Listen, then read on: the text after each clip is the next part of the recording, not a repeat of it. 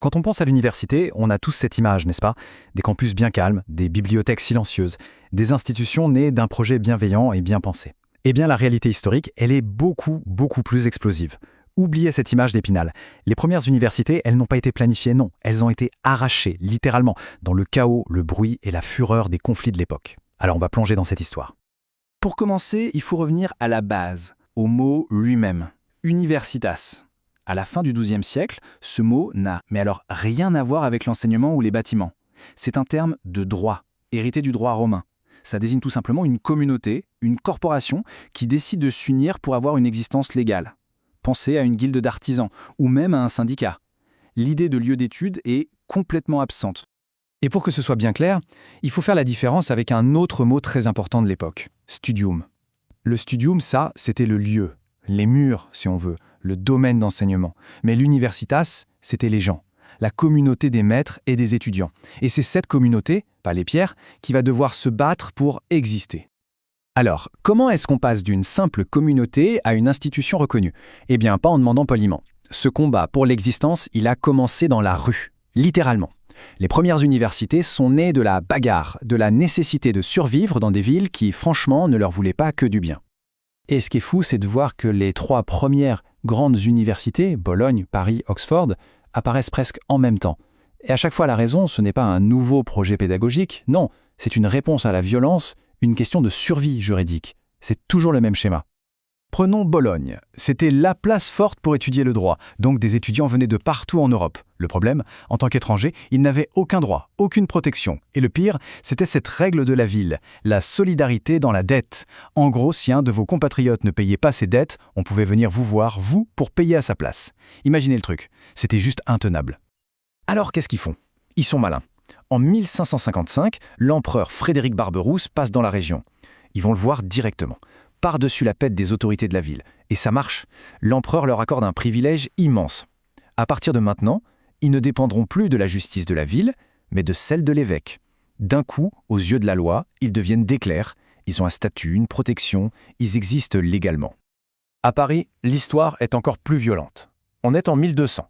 Tout part d'une simple dispute dans une taverne. Ça dégénère. Les gardes du prévôt, le représentant du roi, débarquent et frappent dans le tas, sans distinction. Le résultat, il est terrible. 2 étudiants sont tués.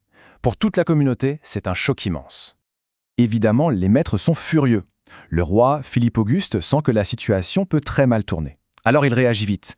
Il leur accorde un statut spécial, un peu comme à Bologne, qui les place sous la justice de l'Église. Et surtout, et ça c'est énorme, il oblige son propre représentant, le prévôt de Paris, à jurer de protéger les universitaires. C'est une victoire incroyable. La communauté a gagné sa reconnaissance par le pouvoir royal. Bon, être protégé, c'est une chose. C'est la première étape, le premier round si on veut. Mais ça ne suffit pas. Un autre combat commence alors. Celui pour la liberté, pour l'autonomie interne. La fameuse libertas scholatica. L'idée, ce n'est plus juste de survivre, c'est de se gouverner soi-même, de prendre le contrôle de son propre destin.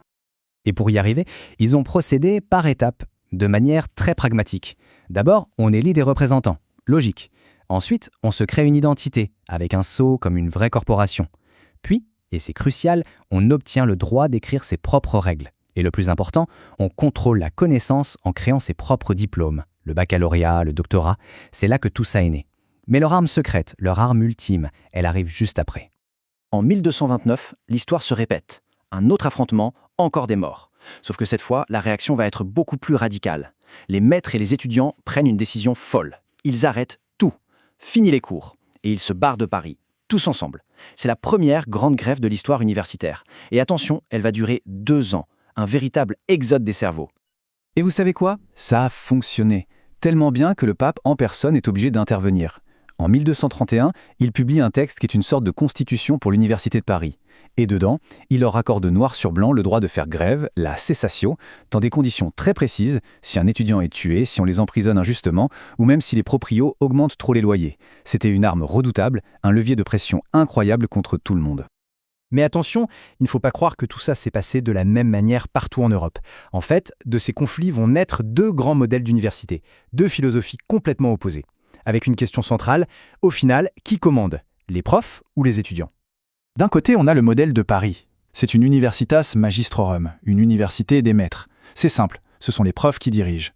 De l'autre côté, le modèle de Bologne, une universitas scholarium, une université des étudiants. Et là, c'est l'inverse. Ce sont les étudiants qui tiennent les rênes. C'est eux qui embauchent les profs, qui les paient et qui s'assurent qu'ils font bien leur travail. Deux mondes vraiment. Mais alors, d'où il vient ce modèle de Bologne, qui paraît si étrange aujourd'hui? Eh bien, c'est l'histoire d'un bras de fer qui a mal tourné, pour la ville. La commune de Bologne a voulu mettre la main sur l'université en forçant les profs à lui jurer fidélité. Mauvais calcul. La plupart ont refusé et sont partis. Résultat, l'université s'est reconstruite sans eux. Et le pouvoir est tombé entièrement entre les mains des associations d'étudiants, les nations. Bon, une fois que ces modèles sont en place, Paris d'un côté, Bologne de l'autre, l'idée de l'université va se répandre comme une traînée de poudre dans toute l'Europe du XIIIe siècle. C'est devenu viral en quelque sorte. Et on peut voir qu'il y a eu en gros 3 manières pour que ça se propage. La première méthode, c'est la plus naturelle. On pourrait dire la croissance organique. On a des écoles qui existent déjà et qui sont très réputées, comme à Montpellier pour la médecine par exemple. Et puis, un jour, elles décident de s'unir, d'adopter le modèle université pour devenir plus fortes et plus reconnues. C'est une évolution logique. La deuxième méthode, elle, est directement liée au conflit qu'on a vu. Quand un groupe de profs et d'étudiants quittait une ville en claquant la porte, comme à Paris en 1229, parfois, au lieu de se disperser, ils restaient ensemble. Ils allaient s'installer un peu plus loin et hop, ils fondaient une nouvelle université. C'est un peu comme des start-up académiques nées d'une contestation. Et enfin, la troisième voie. Là, c'est tout l'inverse. C'est une création qui vient d'en haut, ce qu'on appelle top-down. Les rois, les empereurs, les papes, ils ont très très vite compris que l'université était un outil de pouvoir incroyable. Alors ils se sont mis à en créer eux-mêmes de toutes pièces, par simple décret. L'objectif était clair, former les cadres, les juristes, les fonctionnaires dont ils avaient besoin pour asseoir leur autorité. Et on a des exemples très clairs pour tout ça. Cambridge, c'est une migration des dissidents d'Oxford. Padoue, une scission de Bologne. Angers, des grévistes partis de Paris. Et pour les créations par le pouvoir, on a Naples, fondée par un empereur pour faire de l'ombre à Bologne. Ou encore Toulouse, créée de A à Z par l'Église, comme une véritable arme de guerre idéologique pour lutter contre l'hérésie cathare. Il y a cette phrase du roi Alphonse X de Castille au XIIIe siècle qui résume absolument tout. Il a écrit « Un royaume moderne ne peut se construire sans université ». C'est le moment où tout bascule. Les puissants ont compris que pour gouverner, la force brute ne suffit plus. Il faut des lois, une administration, des experts. Et la machine à produire ces experts, eh bien c'est l'université. Finalement, toute cette histoire nous ramène à des débats très actuels. L'université, c'est quoi, au fond? Un sanctuaire pour la connaissance pure? Un outil au service des puissants et de l'économie? Ou un simple tremplin vers une carrière et le profit? Cette crise d'identité, on a l'impression de la vivre aujourd'hui, mais en réalité, elle a commencé il y a 800 ans, dans le bruit et la fureur de ses premières luttes.